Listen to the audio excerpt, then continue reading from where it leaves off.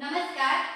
ધોરણ 7 પ્રકરણ નંબર 1 પૂર્ણાંક સંખ્યાઓ જેમાં આજે આપણે જોઈશું સ્વાધ્યાય 1.4 ના પ્રશ્ન નંબર 3 થી ખાલી જગ્યા પૂરો। એમાં જોઈએ એ 369 ભાગ્યા ખાલી જગ્યા બરાબર 369। તો આપણે જોઈએ તો અહીં કેવી સંખ્યા છે? ધન પૂર્ણાંક સંખ્યા છે, બરાબર। અને આપણે જે પહેલી સંખ્યા આપેલી છે એ પણ કેવી છે? ધન પૂર્ણાંક સંખ્યા। તો આ જે ખાલી જગ્યા છે તેમાં જે જવાબ આવશે તે પણ કેવો હશે? ધન પૂર્ણાંક હશે। તો 369 ને આપણે કઈ સંખ્યા વડે ભાગીએ તો આપણને જવાબ શું મળે? 369। તો આપણે જાણીએ છીએ કે 369 ને આપણે 1 વડે ભાગીએ તો 369 ભાગ્યા 1 કરીશું તો આપણને જવાબ તો શું મળશે? આપણને 369। તો અહીંયા જે ખાલી જગ્યા છે તેમાં શું જવાબ આવશે? 1। 369 ભાગ્યા 1 બરાબર શું થશે? 369। બંને સંખ્યા કેવી? ધન સંખ્યા, એટલે આપણો જવાબ પણ શેમાં આવશે? ધનમાં। હવે જોઈએ બી, ઋણ 75 ભાગ્યા ખાલી જગ્યા બરાબર -1। તો જો અહીં બરાબર પછી એક કઈ સંખ્યા આપેલી છે? ઋણ પૂર્ણાંક સંખ્યા। તો આપણને ઋણ પૂર્ણાંક સંખ્યા ક્યારે મળે? એક સંખ્યા કેવી હોય? ઋણ હોય તો બીજી કેવી હોવી જોઈએ? ધન। તો અહીં પણ આપણો જે જવાબ આવશે તે સંખ્યા કેવી હોવી જોઈએ? ધન સંખ્યા હોવી જોઈએ। તો ઋણ 75 ભાગ્યા ઋણ 1। તો ઋણ 75 ને આપણે કઈ સંખ્યા વડે ભાગીશું તો 1 આવશે। તો આપણે જાણીએ છીએ કે 75 ગુણ્યા ઋણ 1 કરીશું, બરાબર। તો આપણને કેટલા મળશે? અહીંયા આપણે 75 આવશે। કેટલો જવાબ આવશે? 75, ધન 75। તો 75 ભાગ્યા 75, તો 75 અને 75 સરખા ઉડી જશે તો કેટલા રહેશે? ઋણ 1। તો આપણને જવાબ શું આવશે? ઋણ 1। એટલે કે અહીં કેવી સંખ્યા આવશે? ધન સંખ્યા, બરાબર। હવે જોઈએ સી, ઋણ 260 ભાગ્યા ખાલી જગ્યા બરાબર 1। તો ઋણ 260 ભાગ્યા બરાબર આપણે કેવા છે? ધન। હવે જવાબ કેવો લાવવાનો છે? ધન સંખ્યામાં, બરાબર। તો આપણે ઋણ 260 ને એવી કઈ સંખ્યા વડે ભાગીશું તો જવાબ આપણને 1 મળશે। તો આપણે જાણીએ છીએ કે બંને કેવા હોય? ઋણ પૂર્ણાંક હોય। બંને ઋણ પૂર્ણાંક હોય તો જ આપણને જવાબ કેવો મળે? ધન પૂર્ણાંક મળે। તો 206 ને આપણે કેટલા વડે ભાગીશું? 206 વડે ભાગીશું તો આપણને 1 મળે છે। આપણે શીખી જ ગયા છીએ કે સંખ્યા પોતાને જ એ સંખ્યા વડે ભાગીએ તો આપણને શું મળે? 1 મળે છે। તો ઋણ 206 ને આપણે ઋણ 206 વડે શું કરીશું? ભાગીશું તો આપણને 1 મળશે। હવે જોઈએ ડી, ઋણ 87 ભાગ્યા ખાલી જગ્યા બરાબર 87।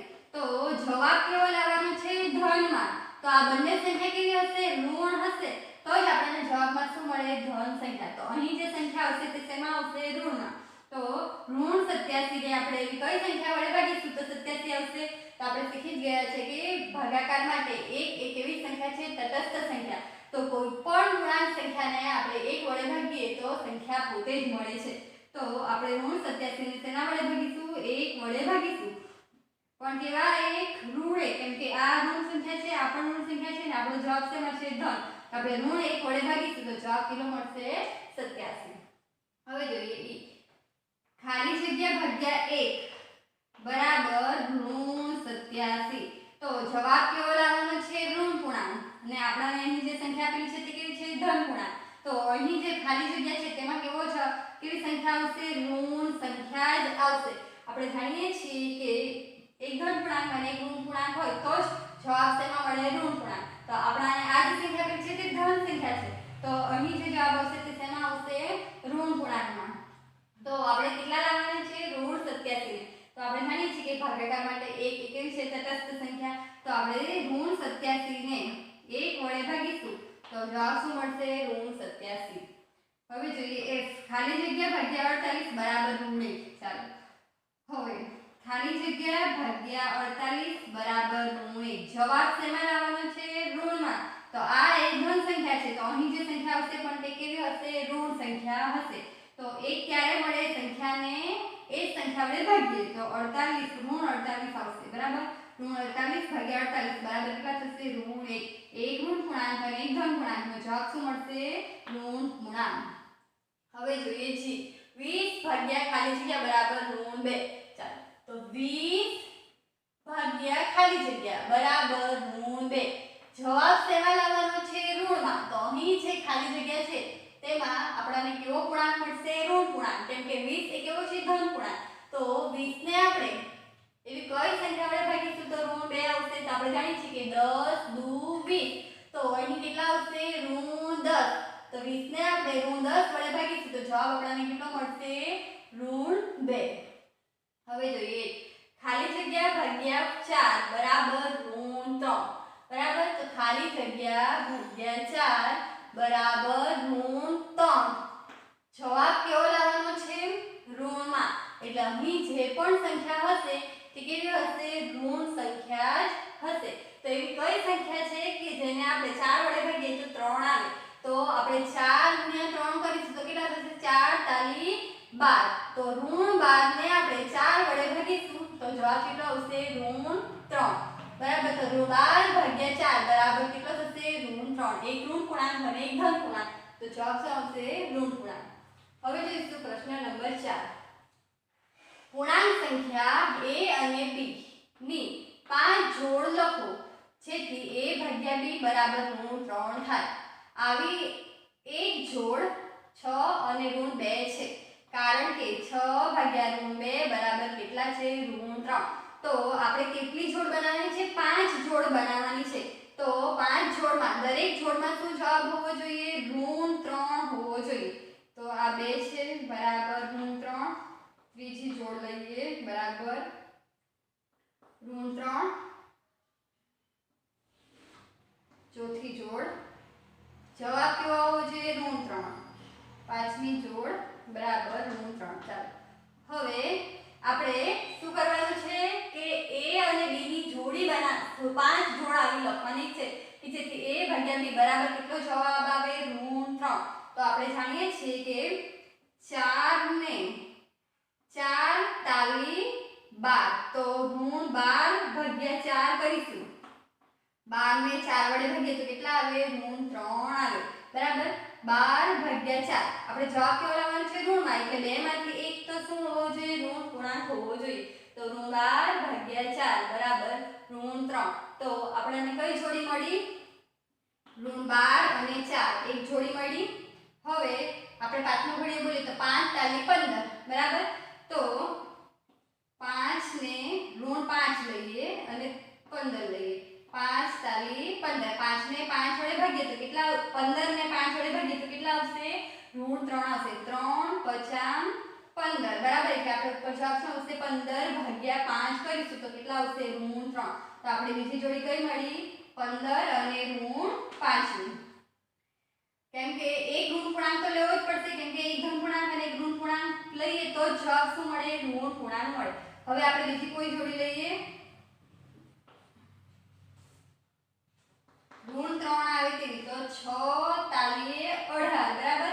તો 18 ને આપણે 6 વડે ભાગી ઋણ 6 વડે ભાગીશું તો 6 તાલી 18 આવશે. બરાબર. 18 ભાગ્યા 6 તો ત્રીજી જોડી કઈ થાય?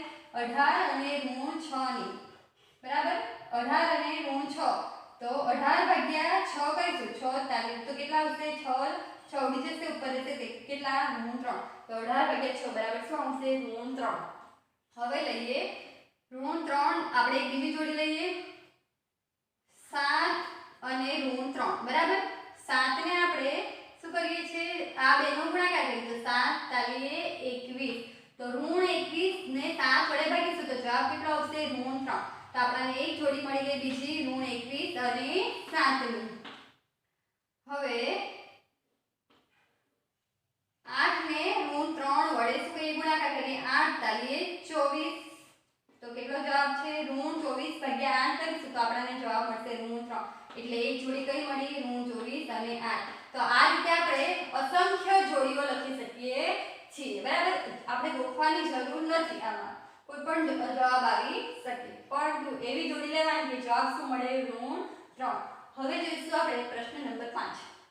બપોરે 12 વાગ્યાનું તાપમાન 0 થી ઉપર 10°C જો એ 2°C પ્રતિ કલાકના દરે મધ્યરાત્રિ સુધી ઓછું થતું જાય તો કયા સમયે તાપમાન 0 થી નીચે 8 અંશ સેલ્સિયસ હોય? મધ્યરાત્રિનું તાપમાન શું હોય?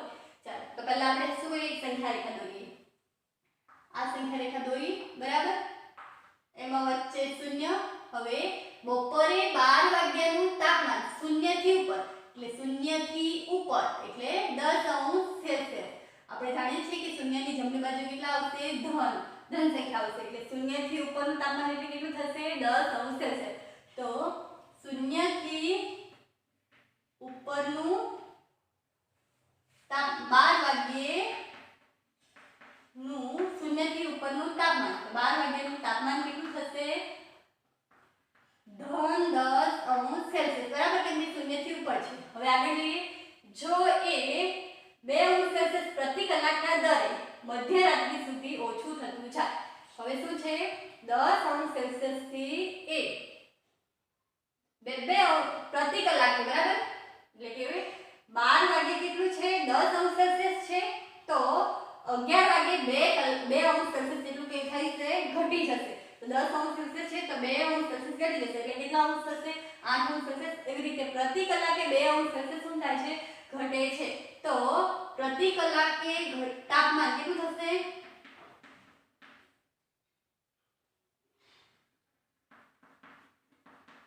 ઓછું થતું તાપમાન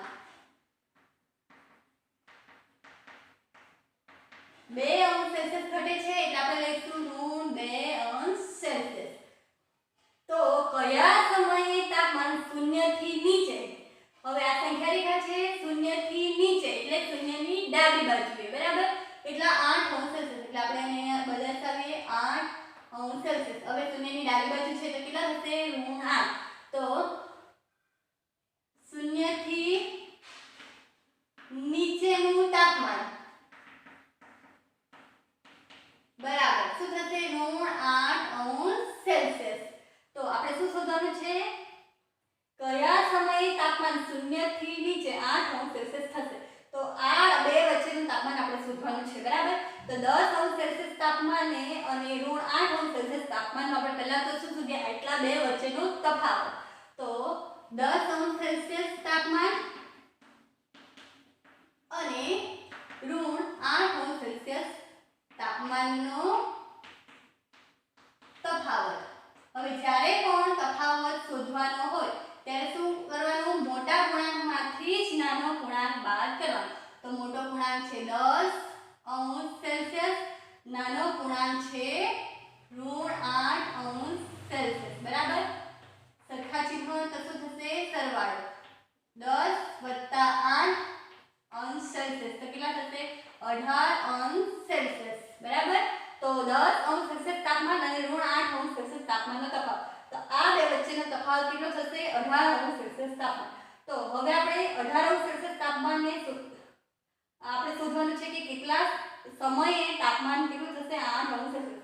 તો 18 અંશ સેલ્સિયસ તાપમાને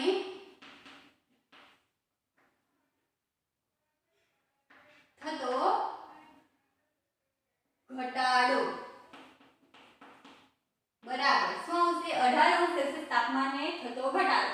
તો પ્રતિ કલાકે કેટલો ઘટે છે? 2 કલાક. પ્રતિ કલાકે કેટલું ઘટે છે? 2 અંશ સેલ્સિયસ. તો 18 ભાગ્યા શું આવશે? 2. 18 અંશ સેલ્સિયસ તાપમાને થતો ઘટાડો બરાબર. તો પ્રતિ કલાકે કેટલું ઘટે છે? 2 બરાબર. 2 અંશ સેલ્સિયસ જેટલું ઘટે છે. તો 18 ભાગ્યા 2 તો કેટલા થશે? 18 ને આપણે 2 વડે ભાગીશું તો કેટલા આવશે? 9 કલાક. તો કયા સમયે તાપમાન 0 થી નીચે 8 અંશ સેલ્સિયસ હશે? તો 9 કલાકે એટલે કે 9 વાગ્યે તાપમાન 0 થી નીચે એટલે કે 8 અંશ સેલ્સિયસ હશે. હવે 12 વાગ્યાથી શરૂ કરીને આ ઘડિયાળ છે બરાબર. આ છે 12. બપોરના 12 વાગ્યાથી શરૂ કરીને 3, 6 અને 9 બપોરના 12 વાગ્યાથી શરૂ કરીને જ્યારે કેટલા પર આવશે? 9 વાગે આવશે. તો 9 વાગ્યાનું તાપમાન એટલે કેટલા વાગશે? 9 વાગ્યે તાપમાન કેટલું ઘટશે? ઋણ 8 અંશ સેલ્સિયસ. 12 વાગે કેટલું છે? 10 અંશ સેલ્સિયસ ને 9 વાગે કેટલું થશે? ઋણ 8 અંશ સેલ્સિયસ બરાબર. તો બપોરના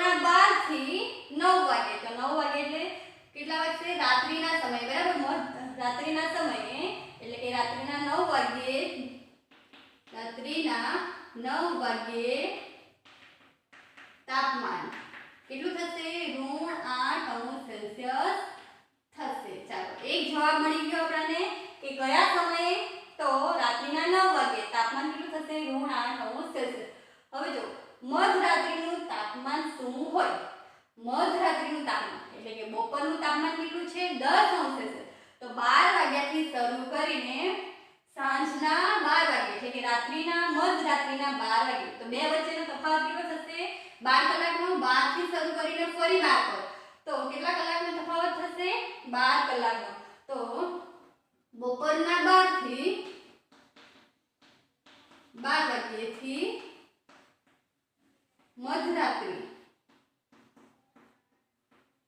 12 વાગ્યા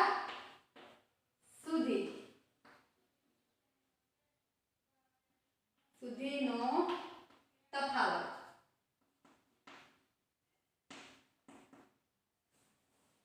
સુધીનો સમયનો તફાવત કેટલા થશે? 12 કલાક. બરાબર. હવે આપણે જો જાણીએ છીએ કે દરેક કલાકે તાપમાન કેટલું ઘટે છે? 2°C તાપમાન ઘટે છે. એટલે કે 10°C બરાબર 12 વાગે કેટલું હશે? 10°C. તો 2 કલાકે ઘટશે. 1 કલાકે કેટલું થશે? 2°C ઘટશે, પાછું ઘટશે. બરાબર. તો આપણે શું શોધવાનું છે કે પ્રતિ કલાકના દરે, બરાબર, તો 12 વાગ્યે 12 કલાક સમયના તફાવતે ઘટતું તાપમાન.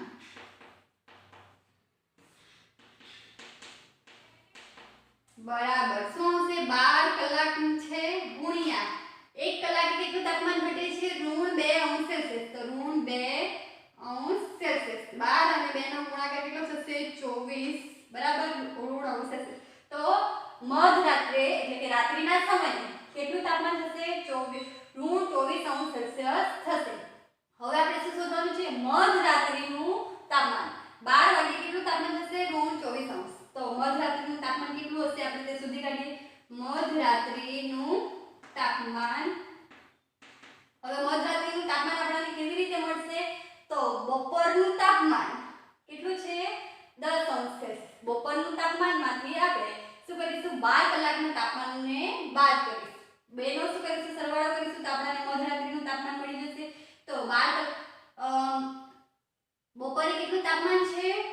10°C વત્તા મધરાત્રિનું તાપમાન આપણને કેવી રીતે મળશે? બપોરનું તાપમાન છે 10°C થી અહીં રાત્રિના 12 વાગ્યા સુધીના બંનેના તાપમાનનો શું કરીશું? સરવાળો કરીશું તો આપણને મધરાત્રિનું તાપમાન મળશે. તો -24°C છે. બરાબર.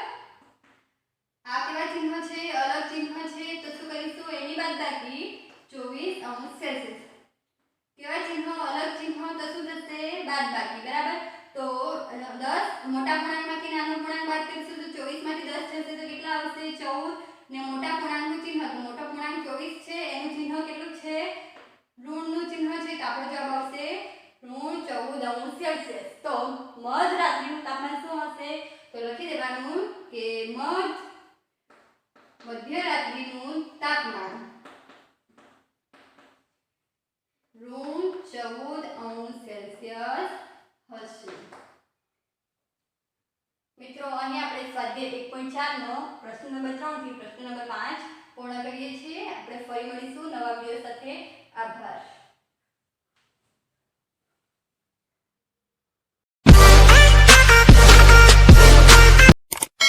Subscribe now and press the bell icon.